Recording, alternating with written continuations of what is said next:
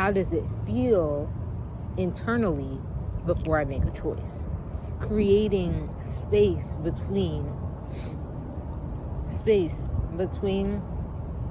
a trigger and a response, a trigger and an action that's taken afterwards,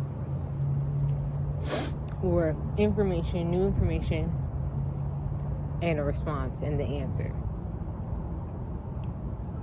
They're one and the same, right? The chicken and the egg. Yet asking these 3 questions of how do I make this choice, what choice am I wanting to make, but also how does my body feel before making the choice, as I make the choice, and after I make the choice.